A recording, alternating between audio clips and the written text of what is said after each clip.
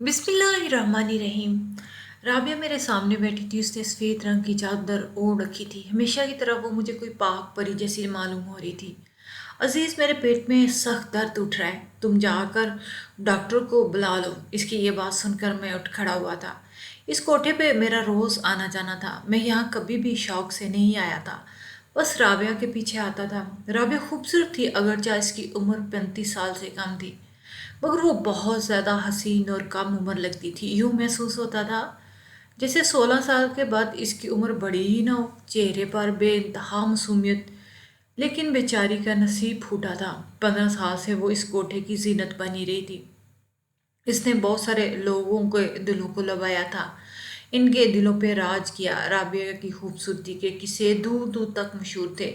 जो भी इसे देखता इसका दीवाना हो जाता, फिर इसके रक्स पर हजारों रुपए लुटाता। राबिया का जिस्म ऐसे थरथराता कि लोग इसकी एक एक अदा के दीवाने हो जाते।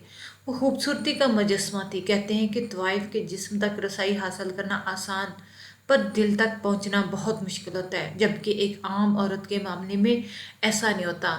वहाँ दिल तक रसाई पहले होती है और जिस्म के साथ रसाई बाद में।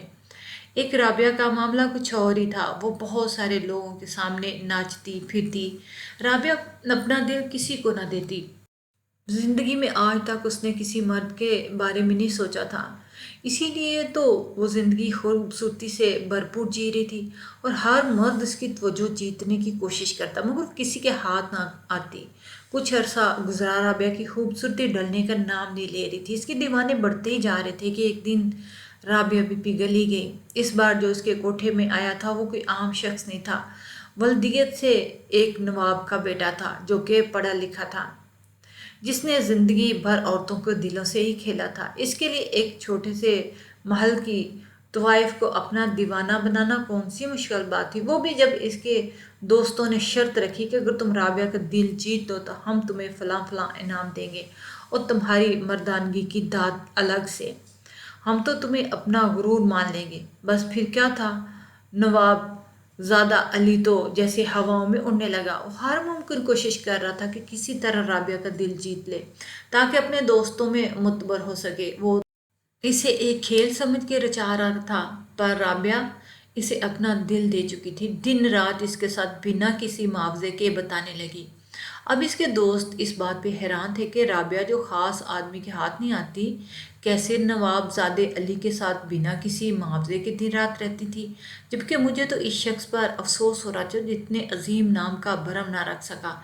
इसने एक औरत का ना सिर्फ दिल तोड़ा, बल्कि खुद भी गुनाह का मर्तब हुआ। लेकिन कभी कभी ख़ानदानी लोगों के ज़र्फ भी बहुत छोटे होते हैं। नवाबज़दा अली राबिया की कोख में अपनी मोहब्बत या अय्याशी की निशानी डालकर इससे दूर हो गया था, और अपने सारे वादों से मुकर गया। राबिया भी अपने वादे पर डटी रही। इसने अली से कहा, अगर तुम मुझे अपनाते नहीं तो भी मैं इस बच्चे को दुनिया में आने से नहीं रोकूंगी। मैंने तुमसे मोहब्बत की है, जो तुमसे जुड़ी हर चीज़ से मोहब्बत करना मेरा फ़र्ज़ है। इस दिन के बाद राबिया ने ना नाचा ना गाना, दोनों ही छोड़ दिए। मैं इसका पुराना कदरदान था, और कोई ऐसा लोफर शख्स नहीं था जो इसका नाच गाना देखने आता, इसके साथ वक्त बताना चाहता था। मैं तो बस इसकी बातें सुनता और इसे चंद ख्यालात का इजहार करने आता। वो भी मुझे तवाइफों के मोहल्ले के बारे में ऐसी ऐसी बातें बताती जो आम शख्स या आम औरत नहीं बता सकती थी। मैं अक्सर राबिया को मुआवजा देकर चला जाता, पर उसके साथ घंटों बैठ कर बातें करता। पहले तो मेरी इस अदा से तंग होती, मगर अब उसे भी मेरी आदत हो चुकी थी। मुझसे बातें करना, सवाल का जवाब देना इसका मुश्किल बन चुका था। मैं इस बात से अच्छी तरह वाकुफ था कि आज का राबिया इस नवाबजादे की निशानी को जन्म देने वाली है। इसी वजह से मैं आते हुए इसके लिए फल फ्रूट भी ले आता और इससे मुख्तलिफ मोहब्बत भरी बातें जो कि बच्चों के मुतल्लक होती करता रहता। राबिया इस बात से बहुत खुश होती। आज मैं इसके सामने बैठा था। उसने मुझसे कहा कि उसके पेट में बहुत दर्द हो रहा है। कोठे की नायिका ने राबिया के बच्चा पैदा करने के ख्याल से बहुत नाराज़गी का इजहार किया था। राबिया को अपनी जवानी और जिस्म बर्बाद नहीं करना चाहिए। मोहब्बत वगैरह सब बेकार के खेल होते हैं। पर नायिका इस बात पर भी वाकिफ थी कि अगर ये इस कोठे की, तो कोठे की रौनक कोठे से चले गई तो कोठे की रौनक मान पड़ जाएगी, इसलिए वो राबिया से कोई ऐसी बदतमीजी वाली बात नहीं करती कि राबिया का इस कोठे को छोड़कर चली जाए। राबिया भी कुछ हद तक मजबूर थी, क्योंकि इसके वालिदैन अब इसके साथ नहीं थे और वो यहाँ रहने पे मजबूर थी। आज जब मैंने राबिया का दर्द देखा तो मुझसे रहा ना गया। नायिका अगरचे इसकी मदद नहीं कर रही थी, पर मैं तो इंसानियत के नाते इसकी मदद कर सकता था। मैं फ़ौरन बाहर गया। मैंने ऑटो रिक्शा पकड़ा और रिक्शे पर बैठकर हॉस्पिटल पहुंचा। लेडी डॉक्टर को ढूंढा, मगर आज कल कोई भी गायनिकोलॉजिस्ट इस हॉस्पिटल में नहीं थी। मैं सख्त परेशानी में आ गया। मैं इसे यहाँ भी नहीं ला सकता था, क्योंकि नायिका इसे कोठे से बाहर नहीं निकलने देती। इसे डर था कि अगर मैं राबिया को लेकर कोठे से बाहर चला गया तो क्या पता इसे वापस लेकर आऊं या ना। उसे अपने ही तहफ़्ज़ात थे, इसीलिए वो राबिया को बाहर कदम रखने नहीं देती। बेचैनी हद्दों को छूने लगी थी। दूसरा हॉस्पिटल तकरीबन 19 किलोमीटर दूर था। वहां से जाकर लेडी डॉक्टर को बुलाना और फिर कोठे तक के ले जाना एक बहुत बड़ा चैलेंज वाली बात थी, क्योंकि कोई भी डॉक्टर ऐसी जगह जाना पसंद नहीं करती थी। मैं हॉस्पिटल की राहदारी में बैठकर सोचने लगा कि अब मैं क्या करूं। एक स्वीपर वहाँ से गुजरा, उसने मुझसे मेरा मसला पूछा तो मैंने उससे सारी बात तफसीलन बता दी कि मैं एक लेडी डॉक्टर को ऐसी जगह ले जाना चाहता हूँ। मेरी बात सुनकर उसने नफ़ी में सर हिला दिया और बोला, ऐसा तो बिल्कुल भी नहीं हो सकता, सोचो ही मत, यहाँ के डॉक्टर्स बहुत नखरे वाली हैं। अगर तुम ऐसा सोचते हो कि कोई लेडी डॉक्टर को ऐसी जगह पे ले जाओगे तो गलत होगा। बेहतर यह है कि तुम किसी मेल डॉक्टर को ले जाओ। मेल डॉक्टर ऐसी जगहों पर चले जाते हैं, इन्हें कोई त्रास नहीं होता। हाँ, पैसा ज़्यादा लेंगे, लेकिन तुम्हारा काम हो जाएगा। इस आदमी की बात सुनकर मैंने इसे तकरीबन हॉस्पिटल का नाम पूछा तो उसने मुझे 10 किलोमीटर दूरी पर एक और हॉस्पिटल, अच्छे से हॉस्पिटल का नाम बताया। मैं जल्दी से भागता हुआ गाड़ी लेकर वहाँ पे गया। वहाँ मुझे एक मर्द डॉक्टर मिल गया। इसे मैंने सारी बात बता दी। वो मेरे साथ चलने के लिए राज़ी हो गया।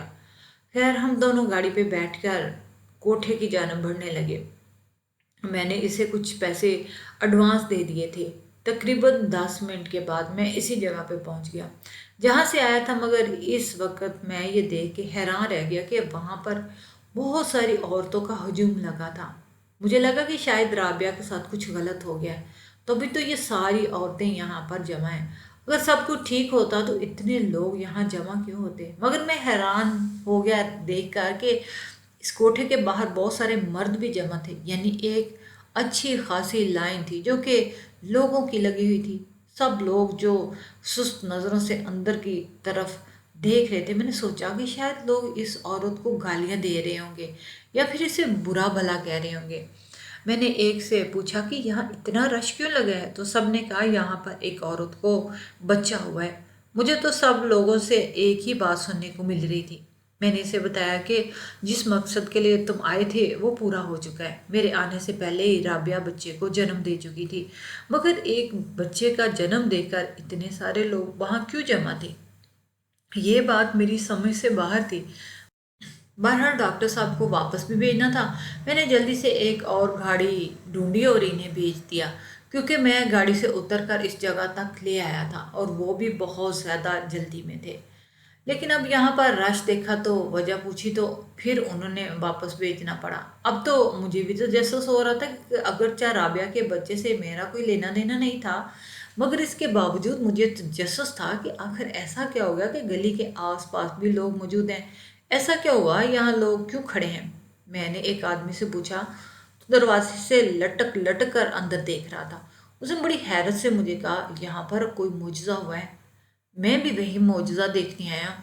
मगर किस किस्म का मौजज़ा। राबिया ने तो बस एक बच्चा पैदा किया, इसमें मौजज़े वाली क्या बात है। मुझे भी नहीं पता, बस लोग एक एक करके यहाँ जमा हुए और मैं भी इन लोगों के पीछे आके खड़ा हो गया हूँ। अभी तक मुझे पता यही चला है कि कोई यहाँ नाचने वाली गाने वाली औरत रहती थी जिसका नाम राबिया है। उसने बच्चा जन्म दिया है, जो बच्चे के साथ कोई मामला है जिसका मुझे खुद नहीं पता। मैं तो बस यहाँ पे ये देखने के लिए आया हूँ कि असल मामला क्या है। मैं वहाँ पर गुलफरोश से कहने लगा कि मुझे अंदर जाने दो, गुलफरोश मुझे अंदर जाने दो। ये लोग अच्छी तरह जानते थे कि मैं लोगों के हजूम को चीरता हुआ ऊपर चला गया।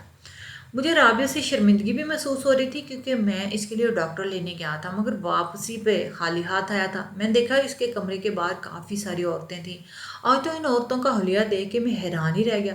رابعہ کے کمرے کے باہر جو عورتیں کھڑی تھیں ان کے سروں پہ دوپٹے تھے، حالانکہ اس سے پہلے جب بھی یہاں آیا وہ بے باک نیم برہنہ کپڑوں میں ہوتی۔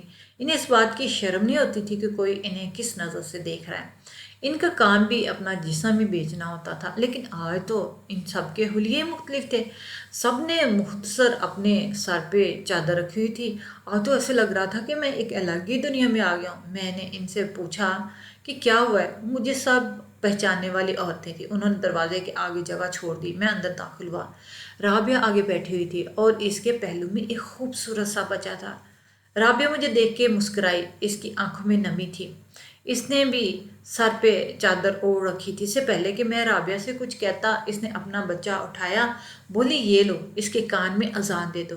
میں چاہتی ہوں میرے بچے کے کان میں پہلی آواز اذان کی جائے۔ رابعہ مسکراتے ہوئے بچہ مجھے پکڑا لیا، پر میں تو ابھی تک تجسس میں تھا کہ آخر ایسا کیا معجزہ ہوا ہے اس وقت۔ میں رابعہ سے پوچھ نہیں سکتا تھا۔ مجھے ڈاکٹر نہ لانے کا احساس جرم الگ ستا رہا تھا۔ میں نے اس بنا پر کوئی سوال کیے بغیر بچے کے کان میں اذان دے دی۔ رابعہ کی آنکھوں میں آنسو تھے، وہ اللہ کا بار بار شکر ادا کر رہی تھی۔ جیسے ہی میں نے اذان دی تو باہر کھڑی عورتیں بھی سبحان اللہ سبحان اللہ اللہ اکبر کا ورد کرنے لگی۔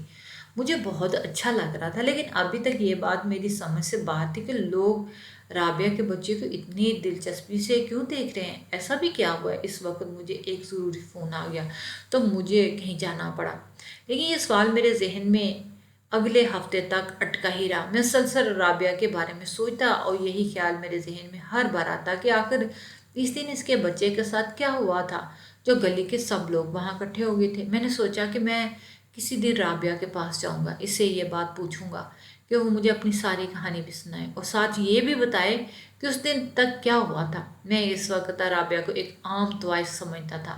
اس دن میں مگر اس کے کوٹھے پر گیا تو پتہ چلا کہ رابعہ یہاں سے رخصت ہو کے چلی گئی ہے۔ اس کا کوئی بھی اتا پتہ نہیں ہے۔ میں حیران ہو گیا کہ رابعہ یہاں سے کیسے جا سکتی ہے جبکہ نائکا اسے اپنے کوٹھے کی رونق و زینت سمجھتی تھی۔ میں نے نائکا سے پوچھا، اس نے منہ بناتے ہوئے کہا رابعہ کو نواب زادہ علی بیاہ کر لے گیا، وہ پھر اسے چکما دے گا۔ مجھے نہیں لگتا وہ اس سے شادی کرے، بس وقتی ابھار ہوگا، وہ واپس پلٹ کر یہی آئے گی۔ میں نے اسے پہلے بھی سمجھایا تھا کہ میرے اس گھر کو چھوڑ کر مت جانا، لیکن اس نے نواب زادہ علی کی محبت نے بری طرح اسے اپنے شکنجے میں جکڑ لیا۔ اب تم دیکھ لینا اس کے ساتھ کیا ہوتا ہے۔ اچھا مجھے یہ تو بتائیں کہ اس دن رابعہ کے بچے کے ساتھ ایسا کیا معجزہ ہوا؟ سب محلے والے اکٹھے تھے۔ ارے بیٹے مجھے تو نہیں پتا، تم جا کے یہ باتیں اسی سے پوچھ لو، وہ یہ باتیں کر کے اندر چلے گی، ورنہ جب کہ میرے ذہن میں کئی سارے سوال تھے۔ اب میں یہ بھی سوچنے پہ مجبور ہو گیا کہ نواب زادہ علی نے کیسے ایک طوائف کو اپنی بیوی کے طور پہ قبول کر لیا، جبکہ نوابوں کے خاندان میں اس بات کو بہت ہی برا سمجھا جاتا ہے کہ ان کی بہو خاندانی نہ ہو تو پھر ایک طوائف ہونا تو بہت دور کی بات تھی۔ نواب لوگ اپنے خاندانی اقدار پر کبھی سمجھوتا نہیں کرتے تھے کیونکہ انہیں اپنے خاندان پر بہت ناز ہوتا۔ بہرحال جو میرے نواب زادہ علی کی حویلی دیکھی تو میرے چھکے چھوٹ گئے۔ وہ حویلی کیا تھی؟ ایک شیش محل تھا جس میں بے شمار کمرے تھے جو میری گنتی میں بھی نہیں آ رہے تھے۔ تقریباً 4 کنال کے رقبے پہ بنی یہ حویلی نوابی خاندان کی شان و شوکت کا اظہار کر رہی تھی۔ میں وہاں پر جا کر رابعہ سے ملنا چاہتا تھا۔ میں نے وہاں کے چوکیدار سے دوستی کر لی۔ چوکیدار نیا آیا تھا، ورنہ نوابوں کی حویلیوں کے پرانے ملازم بہت وفادار ہوتے ہیں۔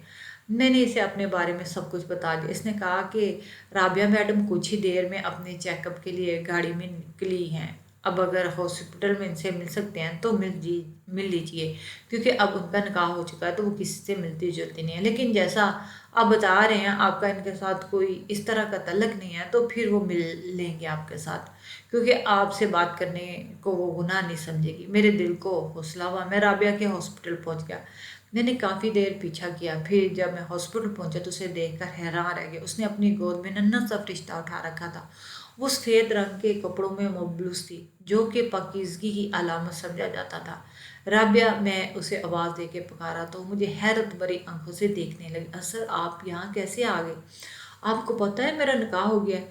اس نے مجھے خوشی سے بتایا، جی ہاں مجھے پتہ ہے، لیکن میں اصل میں آپ کے بچے کے بارے میں جاننا چاہتا ہوں۔ ایسا معجزہ کون سا ہوا تھا جس نے لوگوں کو حیران اور پریشان کر دیا؟ اچھا، تو آپ ایک ادیب کی حیثیت سے مجھ سے ملنے آئے ہیں، جاننا چاہتے ہیں کہ میرے بچے کے ساتھ کیا ہوا تھا؟ تو میں آپ کو لازمی بتا دیتی ہوں۔